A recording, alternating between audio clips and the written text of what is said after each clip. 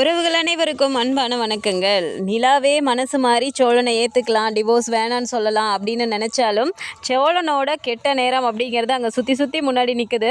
So சீக்கிரமாகவே அவங்க கோர்ட்டுக்கு போயிட்டாங்க அப்படின்னாலுமே போகிற வழியிலே வந்துட்டு இவங்க 2 பேரும் பேசிகிட்டே போகிறாங்க. அப்போவுமே சோழனுக்கு வந்துட்டு ஒரு மாதிரி டென்ஷனாகவே உட்காந்துட்டு இருக்கும்போது, ஏன் சோழன் ஒரு மாதிரியே இருக்கீங்க அப்படின்றாங்க. ஒரு மாதிரி டென்ஷனாகவே இருக்கு நிலா அப்படிங்கிறாங்க. ஏன் டென்ஷன் ஆகுறீங்க அப்படின்றாங்க. ஆமாம், நீ அங்கே வந்துட்டு என்ன சொல்ல போறியோ தெரியலையே, அதனால தான் எனக்கு யோசனையாக இருக்குது அப்படிங்கிறாங்க. அப்போவுமே நிலா எதுவுமே பதில் பேசாமல் ஒரு மாதிரியே தான் இருக்காங்க. அப்போது நீங்கள் பண்ணதெல்லாம் யோசித்து பார்க்கும்போது எனக்கு ஒரு மாதிரி இருந்தது, அதனால தான் நானும் உங்ககிட்ட அப்படிலாம் நடந்துக்கிட்டேன் அப்படிங்கிறாங்க. வேறு என்னெல்லாம் இன்னும் பொய் சொல்ல போகிறீங்க அப்படிங்கிறாங்க. ஐயோ நிலா, நான் முன்ன மாதிரிலாம் இல்லை நிலா, நான் ரொம்பவே மாறிட்டேன். நான் என்னென்ன பொய்யெல்லாம் சொன்னேங்கிறதான் உனக்கே தெரியும்ல. இதுக்கு மேலே நீ மட்டும் என் கூடவே இருக்கன்னு வச்சுக்குவேன், சுத்தமாக நான் மாற்றிக்குவேன் நிலா. என்ன நான் இனிமேல் எந்த பொய்யும் உங்ககிட்ட சொல்ல மாட்டேன். அப்பப்போ ஏதோ சின்ன சின்ன ஃப்ராடுத்தனம் பண்ணியிருக்கேன் தான், நான் இல்லைன்னு சொல்லலை அப்படிங்கிறாங்க. சரி சொல்லுங்கள், அப்படி என்னென்னலாம் ஃப்ராடுத்தனம் பண்ணீங்க அப்படிங்கிறாங்க. சோழன் லைனாக சொல்கிறாரு. ஆமாம், உன் ஆதார் கார்டை கொடுத்து நான் தான் ரிஜிஸ்டர் பண்ண சொன்னேன். அதுக்கப்புறம் நீ ஹாஸ்டல் தேடி அலைஞ்சப்போ அங்கே உன்னோட ஆதார் கார்டு இல்லாமல் கூட நீ தவிச்சு நின்ன, அப்போ கூட நான் தரலை. அதுவும் எதுக்காகனா, சரி நீ வீட்டுக்கு வந்துட மாட்டியா அப்படிங்கிற மாதிரி தான் யோசிச்சுட்டு நான் அந்த ஆதார் கார்டையும் மறைச்சேன். இந்த மாதிரி சின்ன சின்னதாக நான் பண்ண நிலா, வேறு எதுவும் பண்ணலை அப்படிங்கிறாரு. வேறு ஏதாவது பண்ணியிருக்கீங்களா அப்படிங்கிறாங்க. அப்போவுமே அது சோழனுக்கு பெருசாக ஞாபகம் வரல அப்படிங்கிறனால அவர் முக்கியமாக செஞ்சது ஏதோ அதெல்லாம் மட்டும் சொல்லிடுறாரு. சரின்னு சொல்லிட்டு நிலாவும் ஒரு மாதிரி சிரிச்சிட்டே இருக்கும்போது சோழனுமே கொஞ்சம் ஹாப்பி ஆயிடுறாரு. ஓகே, அப்போ அவள் சிரிக்கிறா, ஓகே தான் போல இருக்கு அப்படிங்கிற மாதிரி இப்போ கோர்ட்டுக்கு வந்துடுறாங்க. ஆனால் அவரோட கெட்ட நேரம் அப்படிங்கிறது சீக்கிரமாகவே போனதுனால கொஞ்ச நேரம் வெயிட் பண்ண சொல்லியிருக்காங்க. அப்போது நிலா வந்து தண்ணி பாட்டில் வாங்கிட்டு வர சொல்லும்போது இவர் பாட்டில் வாங்குறதுக்காக போகிறாரு. ஆப்போசிட்டில் அந்த கல்யாணம் பண்ணி வச்சு அந்த கான்ஸ்டபிள் அங்கே நிற்கிறாரு. இதை பார்த்த கான்ஸ்டபிள், என்னையா சோழா இங்கே நின்றுட்டுருக்க, அதுவும் பொண்டாட்டி கூட ஏதாவது பிரச்சனையா அப்படிங்கிறாரு. என்னென்ன அது உங்களுக்கு தெரியாததா, ஏற்கனவே அப்ளை பண்ணோம்ல, அதே டிவோர்ஸ் கேஸ் தானே அப்படிங்கிறாங்க. என்னடா சொல்கிற, இன்னும் நீ அது முடிக்கலையா அப்படிங்கிறாங்க. அது ஒரு சந்தோஷமான விஷயந்தான். இப்போது நாங்கள் 2 பேருமே டிவோர்ஸ் வேணான்னு சொல்கிறதுக்காக தான் வந்திருக்கோம், இனிமேல் சந்தோஷமாக வாழ போகிறோம் அப்படிங்கிறாங்க. அதெல்லாம் சரிடா, ஆனால் உனக்கு நடந்த கல்யாணம் சத்தியமாக நான் எப்போ நினச்சாலும் அது எனக்கு ஒரு மாதிரி தான் இருக்கும். செம்மையாக நீ அந்த ஒரு கல்யாணத்தை பண்ண பற்றியா? ஆமாம், நிஜமாவே அங்கே நடந்தது எல்லாத்தையும் வந்து உன் பொண்டாட்டிக்கிட்ட நீ சொல்லிட்டல அப்படிங்கிறாங்க. எல்லாத்தையும் சொல்லிட்டேன் சார் அப்படின்னு சொல்கிறாங்க. அப்போ சரி, ஆமாம் வேறு என்னென்னலாம் நீ பண்ண அப்படிங்கிறாங்க. சார் ஏன் சார் இப்போ போய் அதெல்லாம் கேட்டுட்ருக்கீங்க அப்படிங்கிறாங்க. இல்லை கொஞ்சம் சொல்ல, என்ன தான் நீ பண்ணங்கிறது எனக்கு தெரியணும்ல, எனக்கும் தெரியாமல் போயிடுச்சுன்னா என்ன பண்ணுறது, எனக்கு அதே ஒரு மாதிரியே இருக்கும்ல அப்படிங்கிறாங்க. சார் நான் சத்தியமாக வேறு எதுவும் பண்ணல சார். அங்கே நான் வந்து சொன்னது ஆக்சுவலாக நான் போலீஸ் ஸ்டேஷனுக்கு வர வரைக்குமே அவங்க துரத்திட்டு வராங்களே, ஒரு பாதுகாப்புக்குன்னு சொல்லிட்டு தான் நாங்கள் ஸ்டேஷனுக்குள்ளே வந்தோம். ஆனால் அங்கே வந்ததுக்கப்புறம் நீங்கள் உங்கள் 2 பேருக்கும் கல்யாணம் பண்ணி வச்சுட்டா யாராலையும் பிரிக்க முடியாதுன்னு நீங்கள் சொன்னீங்கல்ல, அதுக்கப்புறம் தான் சத்தியமாக எனக்கு வந்துட்டு சரி நிலாவை நம்ம கல்யாணம் பண்ணிக்கணும்னு எனக்கு தோணுச்சு சார் அப்படிங்கிறாங்க. இது எல்லாத்தையும் நிலா எதாச்சும் அப்படி பார்த்தவங்க, என்ன அவர் கூட பேசிகிட்டு இருக்காரு அப்படிங்கும்போது கேட்க ஆரம்பிக்கும்போது இப்போ சோழன் சொல்கிற எல்லாத்தையுமே கேட்குறாங்க. அப்போ சோழன் சொல்கிறது என்னென்னா, இந்த மாதிரி நீங்கள் சொன்னதுக்கப்புறம் தான் சார் எனக்கு அந்த எண்ணமே தோணுச்சு அப்படின்றாங்க. அப்போது நிலாவை பற்றி கான்ஸ்டபிள் சொல்கிறாரு. ஆமாம், நீங்கள் 2 பேரும் உயிருக்கு உயிராக லவ் பண்ணுறீங்க, அப்போ கல்யாணம் பண்ணி வைங்கன்னு வந்து கேட்கும்போது வேறு என்ன பண்ண முடியும் அப்படிங்கிறாங்க.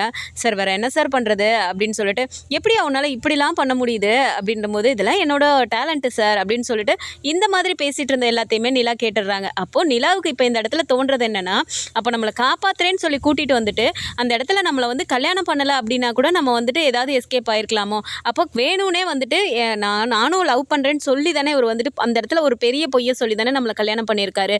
இந்த ஒரு சூழ்நிலையில் வந்து உட்கார வச்சது இவர் தானே, அப்போ ஆரம்பத்தில் எவ்வளோ பெரிய ஏமாத்து வேலையை பண்ணியிருக்காரு இவர் அப்படிங்கிற மாதிரி இப்போ சோழன் மேலே இந்த பொய்யை நம்மக்கிட்ட மறைச்சிட்டாரு அப்படிங்கிற கோவம் இன்னமும் அதிகமாகுது.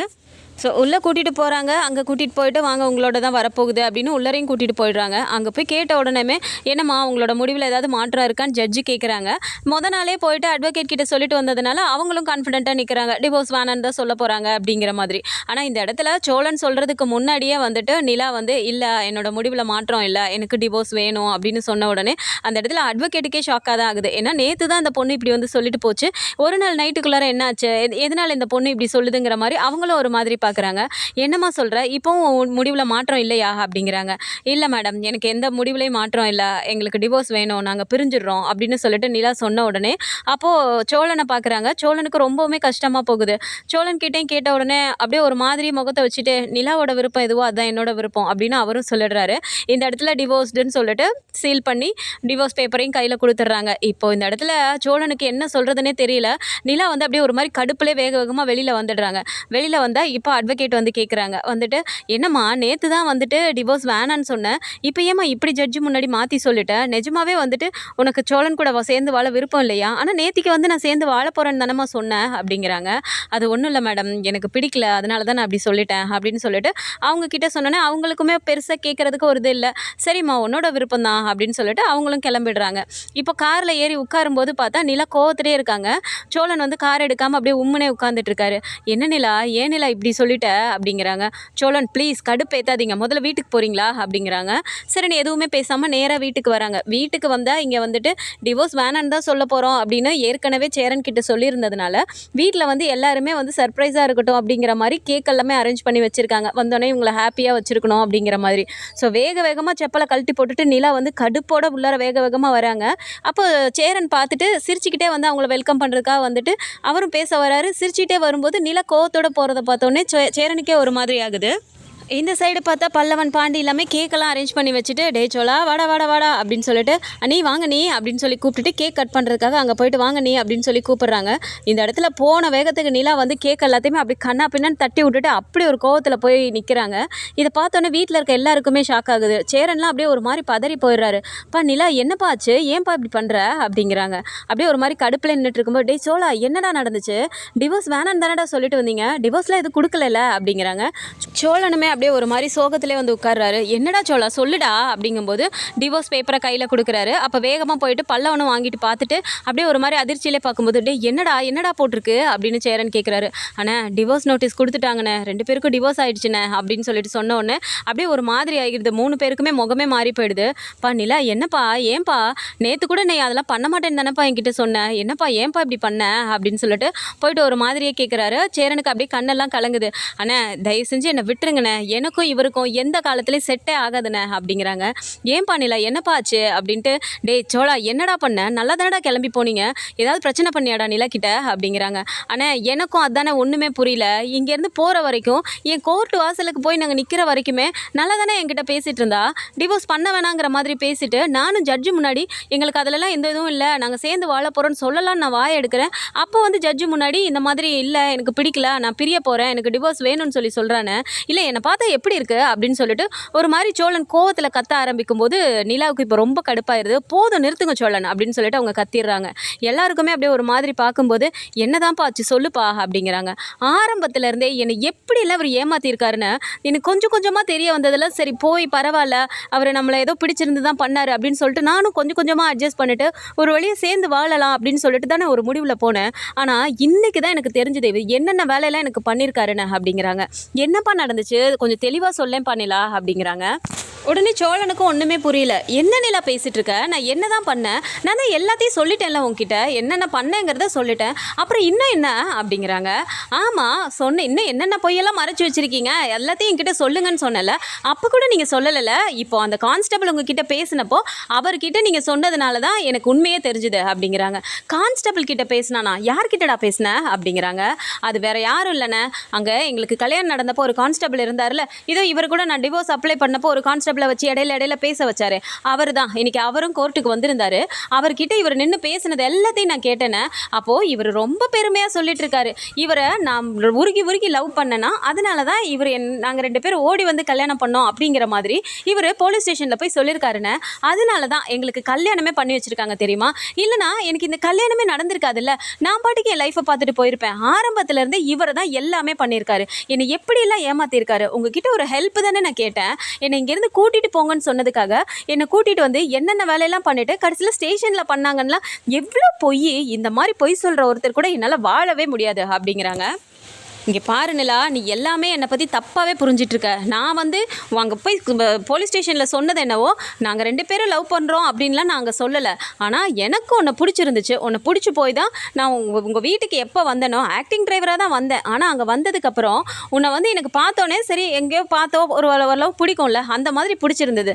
ஆனால் ஒரு இடத்துல நீ உனக்கு பார்த்த மாப்பிள்ளை என்ன இன்சல்ட் பண்ணி பேசினான், என் மேலே தப்பே இல்லாதப்போ நீ தான் தப்பு பண்ணன்னு என்னை அடிக்க வந்தப்போ நீ ஒரே ஒரு ஆள் மட்டும்தான் நின்று, இல்லை அவர் மேலே தப்பு இல்லை, உங்கள் மேலே தான் தப்பு, நீங்கள் தான் தப்பாக வந்தீங்கங்கிற மாதிரி நீ அவன்கிட்ட அடித்து பேசின. அப்போது தான் அவன் என்னை வந்து எதுவும் பண்ணாமல் போன்னு சொல்லிட்டு விட்டுட்டு போனான். அப்போது நம்மளுக்காக ஒரு பொண்ணு பேசுகிறாளேன்னு சொல்லிட்டு உன் மேலே எனக்கு இன்னும் கொஞ்சம் அன்பு அதிகமாச்சு. அதுக்கப்புறமா நீ என்கிட்ட வந்து ஹெல்ப் கேட்டப்போ நான் வீட்டுக்கு ஃபோன் பண்ணி சொன்னப்போ கூட இந்த மாதிரி ஒரு பொண்ணை காப்பாற்றணும், வந்து ஹெல்ப் பண்ணுங்கன்னு தான் சொன்னேன். நான் லவ் பண்ணுற பொண்ணுன்னெலாம் நான் சொல்லலையே, நீயே வேணா கேட்டுப்பாரு அப்படிங்கிறாங்க. அப்போ வீட்டில் இருக்கவங்களாம் ஆமாப்பா உனக்கு உதவி பண்ணணும்னு தான் சோழன் எங்ககிட்ட கேட்டான், லவ் பண்ணுறேன்லாம் எங்ககிட்ட சொல்லலப்பா அப்படிங்கிறாங்க. சரிண்ணே லவ் பண்ணுறேன்னு சொல்லலை, அப்போது என்னை ஸ்டேஷனுக்கு கூப்பிட்டு போனார்ல, அங்கே போய் எதுக்காகண்ணே நானும் இவரை லவ் பண்ணுறேன், நாங்கள் 2 பேரும் ஓடி வந்தோன்னு சொல்லிட்டு சொல்லியிருக்காரு.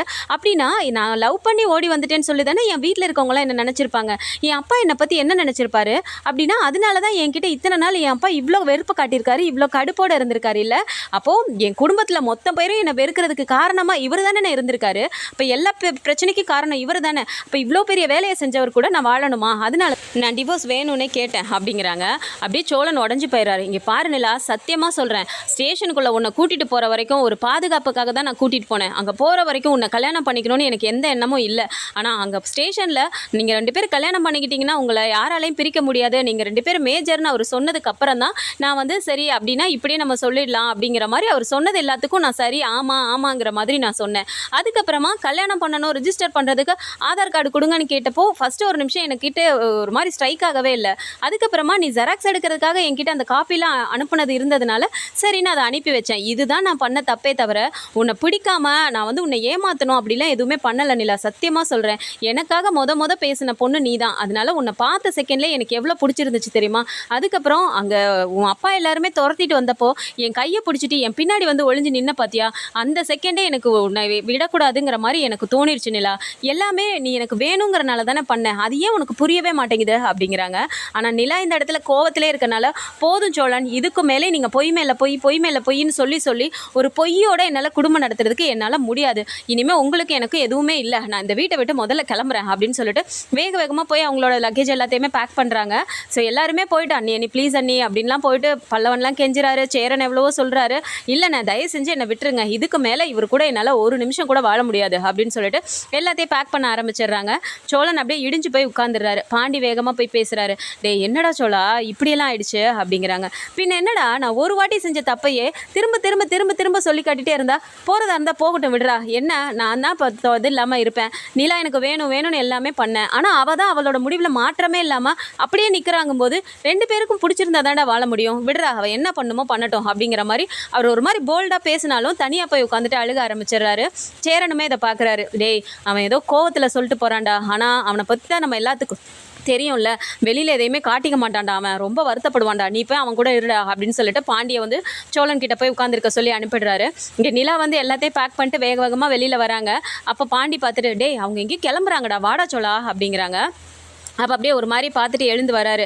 நிலா இப்போ என்ன, உனக்கு என் கூட வாழ பிடிக்கல அவ்வளோதானே, ஆனால் நீ இந்த வீட்டில் இருக்கலாம், உனக்கு பிடிக்கலன்னா சொல்லு, நான் வேணா இந்த வீட்டை விட்டு போயிடுறேன் அப்படிங்கிறாங்க.